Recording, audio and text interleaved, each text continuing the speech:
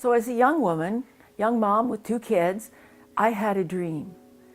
I take dreams very seriously. I think they elucidate and help us clarify our life and our sense of direction when we're in a transition.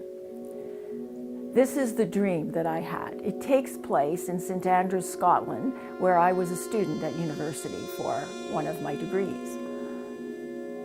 There is an ancient ruined cathedral there, and I'm very familiar with it. And that cathedral appears in this dream. Only in the dream, it's no longer in ruins. It is now a fully functioning cathedral. There's a big service going on in the cathedral, and the Archbishop is visiting, and quite a large number of men are being ordained as bishops and commissioned to go to places in the world. And they're being gowned and dressed at the back of the cathedral. And I realized, like, I'm at the back of the cathedral. And it slowly begins to dawn on me that I'm one of the candidates. Somehow, they're going to ordain me a bishop. Well, they don't ordain bishops, women bishops even today, but anyways, they were going to ordain me a bishop. And I was a bit overwhelmed by that, and they were dressing me. And the gown was too long, of course, because it was for a man, and it draped along the floor.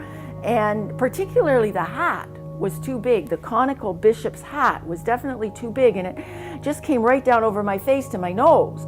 And so I had to push it up and kind of try to hold it up, and it was fairly lopsided. And I was quite busy with all this being dressed. And then I started to pay attention to the service. And I noticed that ahead of me, all the other men had gone up to the front, and they had been already ordained and commissioned. And there I was, and they were waiting for me. And I had to make that long trek up that aisle in this too big outfit.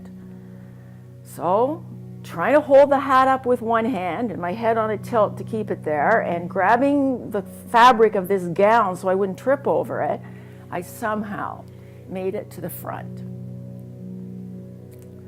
And when I got there, I kneeled down, and the Archbishop reached out and put his hands, as he would, on my shoulders and ordained me a bishop. And as he did so, at the end, he looked up and to the whole group that was gathered, and he said, "Anne, I ordain you as a bishop of healing." And I woke up. This has been one of the most powerful dreams of my life. It shaped my life.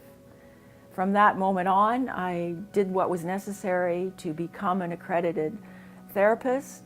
I did that, and I've given my life to try to be a healing presence for others on this planet.